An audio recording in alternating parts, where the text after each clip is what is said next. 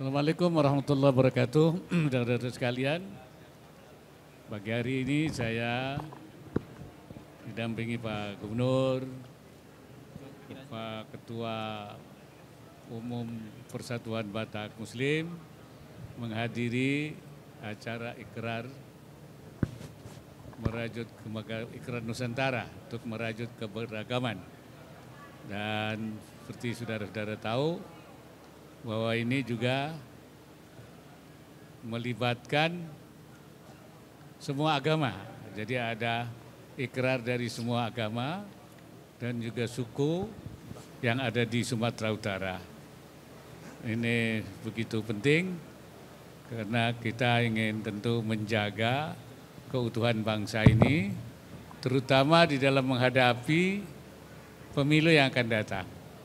Potensi perpecahan, potensi keterbelahan, potensi terjadinya kebencian, permusuhan itu sangat besar. Karena itu kita harus mengingatkan bangsa ini bahwa kita ini bangsa yang majemuk, tapi kita punya kesepakatan bersama untuk menjaga keutuhan bangsa. Dalam Pancasila kita juga ada sila ketiga, itu Persatuan Indonesia, dan kita juga punya kesepakatan nasional yang terdiri dari Pancasila, Undang-Undang Dasar 45 dan NKRI, dan ini merupakan perekat daripada keutuhan bangsa itu sendiri. Saya kira saya memberikan apresiasi terhadap acara ini karena merawat keutuhan dan kesatuan bangsa harus didengungkan terus tanpa henti di mana-mana. Ya, dan ini dimulai dari Sumatera Utara. Saya kira itu. Baik Pak Wapres, izin saya Nina dari Harian Kompas.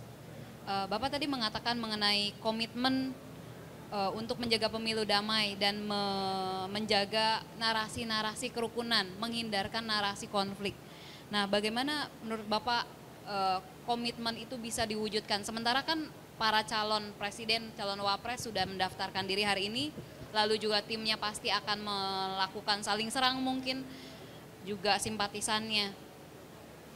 Oke, pertama tentu harus kita ingatkan kepada seluruh bangsa. Ya itulah, hari ini kita mulai dari Sumatera Utara. Yang kedua, para kontestan ini harus membuat fakta integritas untuk tidak melakukan hal-hal yang ucapan, tindakan, provokasi, narasi-narasi itu jangan sampai menggunakan narasi yang mengarah terjadinya potensi konflik ataupun kebencian. Kemudian bagi mereka pendukung masing-masing pihak, jangan ada salin kemudian ya menghina. Ya, mereka boleh menjual calonnya tapi tidak menjelekkan calon yang lain yang berpotensi terjadinya. Ini para pendukung ini penting, ya. Juga para pimpinan-pimpinan partai dan partai harus menjaga, ya, supaya pemilu ini berjalan dengan baik, permainannya dengan bersih, jujur, ya. Kemudian juga pelaksana penyelenggara pemilu, KPU, Bawaslu, DKPP, ini harus betul-betul adil dan berpegang pada aturan yang benar. Jangan ada pemigahakan. Itu juga harus. Kalau tidak akan terjadi protes-protes. Kemudian pihak juga ASN, pemerintah daerah harus juga bersikap netral, dan juga pihak keamanan sendiri ya harus berjalan netral dan tidak berpihak pada salah satu kontestan. Nah, kalau semua ini bisa kita lakukan dengan baik, insya Allah pemilu berjalan dan tidak ada terselamat. Ya, saya kira itu. Abah sendiri menilai apakah politik identitas masih terus digunakan oleh masing-masing capres-cawapres untuk menangkan kontestasi ini? politik identitas masih akan digunakan? Abah sendiri menilai seperti itu? Saya melihat semua berkomitmen untuk tidak menggunakan politik identitas. Ya itu artinya jangan jadi isu kampanye. Ya, kalau kebiasaan dari masing-masing, misalnya kebiasaan hidupnya, kemudian dia ada yang memposting, dia lagi sholat atau lagi ya itu saya kira jangan diartikan politik identitas kalau itu kebiasaan. Tapi kalau dijadikan isu kampanye, nah itu nanti masuk wilayah identitas. Saya harap itu tidak terjadi, mudah-mudahan tidak terjadi ya.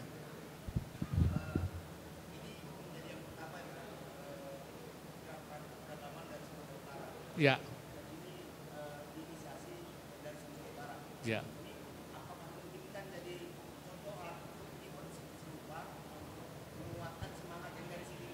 Ya, justru kita menggaungkan ini, kita harapkan gaung ini bersambut, berkumandang terus di daerah-daerah, terjadi ikrar-ikrar ini di kalangan masyarakat.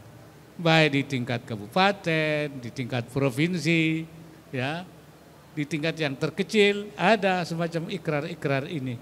Ini untuk sebenarnya menyadarkan kita sendiri, diri kita sendiri, jangan masuk wilayah yang bisa menimbulkan keretakan itu. Itu kita harapkan terus gaung ini bersambut gitu. Oke, silakan tadi. Cukup.